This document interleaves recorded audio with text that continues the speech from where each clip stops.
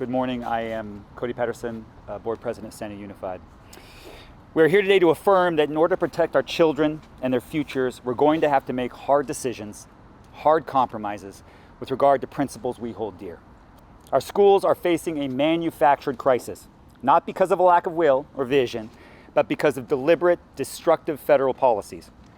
And as we watch red states across the country reinforce and intensify their long-standing practice of gerrymandering, it is past time that we acknowledge the need to protect our families from the lawlessness of this administration and its hostility to public education, and cease to unilaterally disarm ourselves electorally. I followed the 2020 County Redistricting Commission closely, spent countless hours studying the proposed maps, listening to testimony, following the extensive good faith deliberation of the commissioners. Our independent redistricting process is a beautiful, labor-intensive work of transparency, dignity, fairness, and love for our community, which makes it all the more agonizing that we are forced to this remedy. Our principles are not a suicide pact. The outcome of our strict adherence to our principles cannot possibly be that our principles are trampled. Our commitment to procedural justice cannot be so absolute that it serves to disarm us in the face of grave threats to our children. It is absolutely necessary that we engage in what Max Weber called a politics of responsibility.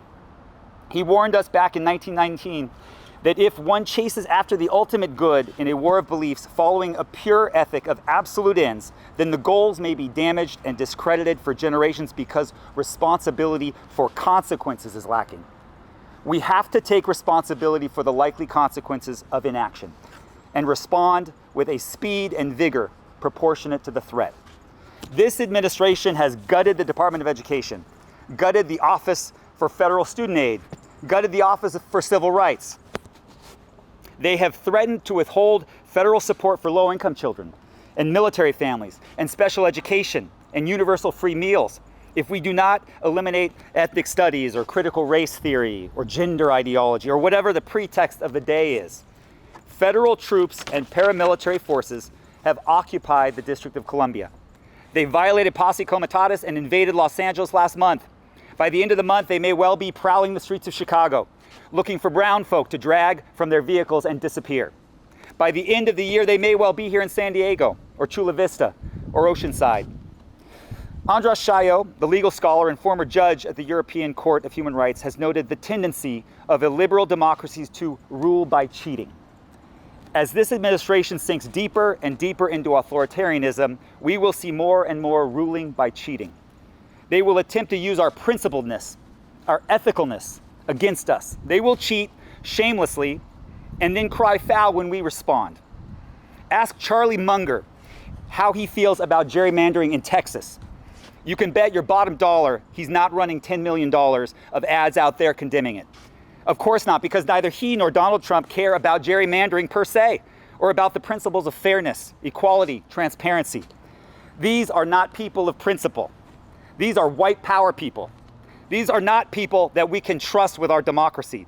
So long as a democracy serves white power, they will be for democracy. As soon as democracy serves all people, all families, all children, regardless of race, religion, or creed, they will turn on democracy. If cheating serves white power, they will cheat, and far more eventually. Let us be clear. If we could wave a wand and make all states adopt independent, nonpartisan redistricting commissions, we would. We would do it today immediately. But in the absence of such a wand, and in the absence of genuine commitment to fairness and equality from this administration and its accomplices, we will not let them exploit our high-mindedness to cheat our children of their future. Proposition 50 gives California a stronger hand to push back against these attacks and to fight for the dignity and well-being of our children. This resolution is about ensuring that our students are not abandoned.